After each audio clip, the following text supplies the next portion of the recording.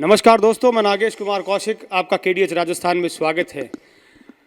आपने बहुत ही धूमधाम से अपनी ज़िंदगी में दशहरे मनाए होंगे और बड़े बड़े आयोजन आपने देखे होंगे जिसमें विशाल रावण के पुतलों का दहन किया जाता है, आतिशबाजी होती है और एक बहुत बड़ा जश्न होता है सत्य की जीत का।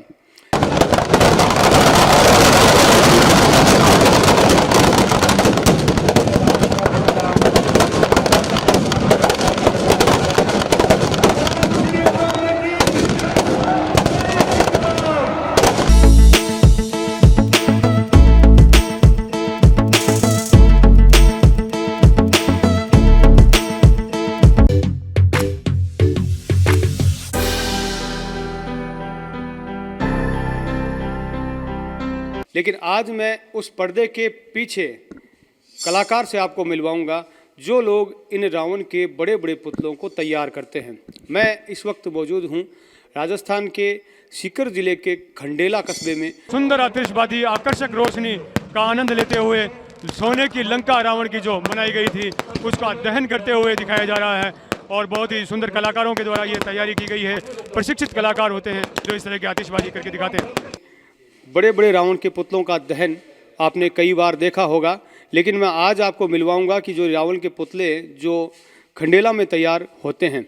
और ये देखिए, अभी आपको ये समझ में नहीं आ रहा होगा कि ये क्या चीज़ क्या है, लेकिन थोड़ा सा आप इसको गौर से देखिए। ये रावण का धड़ है और इधर ये देखिए, ये सभी तैयारियां हो रही है।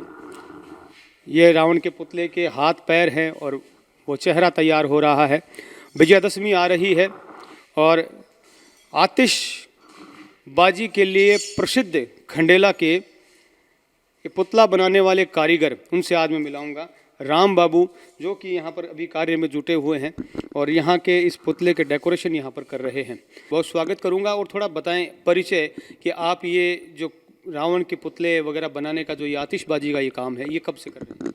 ये पिताजी के टाइम से करता हूँ। काफ़ी टाइम पहले पिताजी आते थे। गुजरात के अंबाजी पिताजी गए हैं, उनके साथ भी वहाँ गया था। फिर खेतरी कोलियान में वहाँ कई बार काम किया है पिताजी के साथ। जाने धीरे धीरे फिर इस प्रोग्रेस में हो गया। मतलब यूँ कह सकते हैं कि पीढ़ियों से। हाँ, पीढ़ियों से सदियों से चले आ रही है। पीढ़ियों से सदियों से आप ये रावण के पुतले बनाना और आतिशबाजी, एक खंडेला की जो लोगों में जो आपके द्वारा जो आतिशबाजी है वो भी एक प्रसिद्ध है। दूर दूर तक आपको आतिशबाजी के लिए बुलाया जाता है, उसकी क्या खासियत होती है? उसकी खासियत ये होती है कि पहले जो काफ़ी टाइम पुरानी की बात है, अब तो स्ट्रॉन्ग बढ़ गया है। जैसे मान लो रेडीमेड पटाखे बढ़ गए। पहले हमारी हाथ से आतिशबाजी बनाई जाती थी, हाथ से। ये चक्री घूमना, एक कदम का पेड़ बोलते हैं, एक बांदरवाड़ा बोलते हैं, एक नाम भी बनाया जाता था दूल्हा दुल्हन का। वो काफ़ी काम किया करते थे। बिल्कुल। एक समय था जब राजा महाराजाओं का या जो सेठ साहूकारों का जो जब शादियां होती थी या बड़े बड़े फंक्शन होते थे, जब आपको बुलाया जाता था। हाँ, जब फंक्शन में तो अभी भी काम करते। पहले वो हाथ की आतिशबाजी प्रसिद्ध होती थी। जैसे कि एक ग्राउंड गांव का मिल जाता था, उस ग्राउंड में आतिशबाजी करते थे। अब आजकल के ज़माने में क्या हो गया कि दूल्हे के जैसे बैंड ना, उसके आगे आगे आतिशबाजी करते हैं। इस पुतले की अब थोड़ी खासियत बताएंगे। इस पुतले को जैसे तैयार किया जाता है तो इसमें क्या क्या मटेरियल लगता है, कितना टाइम लगता है? मेटेरियल तो इसमें टाइम तो इसमें 10 दिन का कम से कम लग जाता है। नवरात्र का पूरा टाइम लग जाता है। फर्स्ट नवरात्र से हम लगते हैं, तब ये पुतला तैयार होता है। इसमें बांस आते हैं, बांस, उस बांस की कपच्ची काट कर फिर बारीक बारीक काट कर उसके बाद में इसको बनाया जाता है। इसमें गोल बंगड़ भी बनते हैं। एक तो ये बंगड़ लगा हुआ है, इसमें 6 कामड़ी 4 कामड़ी लगी हुई है। ये 4 बंगड़ इसमें लगे हुए हैं और बारीक बारीक एक कामड़ी लगी हुई है। ये रावण के पैर हैं। अब ये रावण, यहाँ का रावण बनाया जाएगा, कम से कम 30 फुट का रावण होगा यहाँ, जिसमें 8 फुट के पैर होंगे, 12 फुट का धड़ होगा, 5 फुट की मुंडी होगी। ये मिलाकर कुल मिलाकर ये 30 फुट का रावण होगा। इसमें सर के ऊपर चक्री लगाई जाएगी। चक्री से वो बत्ती होगी, जैसे अपन तार के अर्थिंग बोलते हैं, वो बत्ती होगी। उस बत्ती के लगाई जाएगा तो चक्री घूमेगी भाई साहब। और सीटी जैसे सायरन आवाज़ करती है, गाड़ी आवाज़ करती है, वैसे वो आवाज़ भी करेगी। इसमें जैसे पटाखे तो कोई भी चला सकता है, कोई आजकल क्योंकि रेडीमेड पटाखे बहुत आते हैं, लेकिन रावण का पुतला जब आप बनाते हैं तो उसकी क्या खासियत होती है कि वो पुतला पूरा जले? क्योंकि अगर अपन कहीं पे भी मान लो अनाड़ी व्यक्ति कहीं पे भी पटाखे लगा देगा तो वो कहीं से भी पुतला बीच में ही गिर जाएगा। हाँ, सीरियल से पटाखे लगाते हैं अलग अलग, जैसे तार की, एक तो तार से बांध देते हैं, अलग अलग जगह तार भी बांध देते हैं, हर जगह पटाखे आराम से चले। जैसे ये पता लगे कि इसमें पटाखे लगाए हुए, एक तो सारे एक जगह डालते हैं, एक जगह नहीं डालते हैं, अलग अलग पटाखे लगाते हैं इसमें। ये इसके पीछे पेपर है, ये पेपर लगाया हुआ है, फिर इसके ऊपर एक साड़ी लगाई हुई है, आपको दिखाना चाहूँगा। जो पीला पोमचा आता है वो साड़ी लगाई हुई है। साड़ी के बाद में फिर पेपर लगाया हुआ है, फिर उसके बाद में इसके ऊपर सफ़ेद कागज़ लगाया हुआ है, फिर उसके ऊपर कलर किया हुआ है। अब कलर करने के बाद में इस पर जो नाक हुआ, मुंह हुआ, आँख हुआ, ये मांडे जाएगा उसके ऊपर।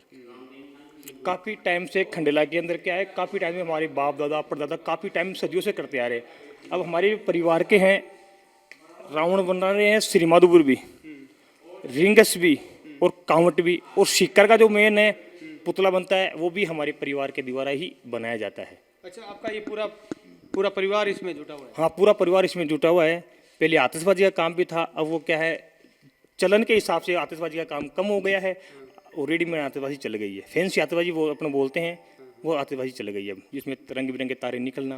पहले हाथ के किया करते थे, अब वो कम हो गया है काम। तो और भी कुछ काम करते हैं आप, या सिर्फ रावण ये आतिशबाजी? नहीं, ये आतिशबाजी भी होती है, रावण भी होती है। उनके अलावा हमारा पुष्पनीति कार्य है भाड़, जिसमें अपन हमारे को बोला जाता है बड़बूजा। तो दानी वगैरह बुंगड़े से काफ़ी दानी बुंगड़े काफ़ी चलन था पहले, अब तो क्या कम हो गया। पहले गांव में दानियों में बाढ़ डालते थे, वहाँ जाकर गांव वाले बुलाते थे कि यहाँ वो धानी बुंगे सेते थे। 2 डेढ़ महीने का सीजन चलता था वहाँ। आपको अगर मौका मिले तो मतलब आप किस जगह पे जाना पसंद करेंगे कि वहाँ पर मैं आतिशबाजी करूँ या अपनी कला का दिखाऊँ, या यूँ कहूँ आप कितना बड़ा पुतला बना सकते हैं? ये आप 30 फुट का बना रहे हैं अभी, आप कितना बड़ा बना सकते हैं? कम से कम राउंड 50 फुट का तक तो सीमित ठीक है।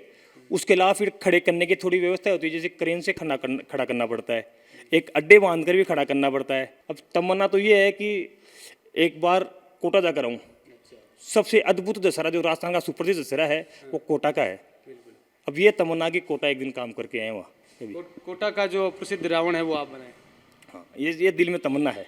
बिल्कुल, एक दिन राजस्थान के प्रसिद्ध रावण दहन कोटा में इनका जाने का इच्छा है, बिल्कुल इनकी आकांक्षा पूरी हो।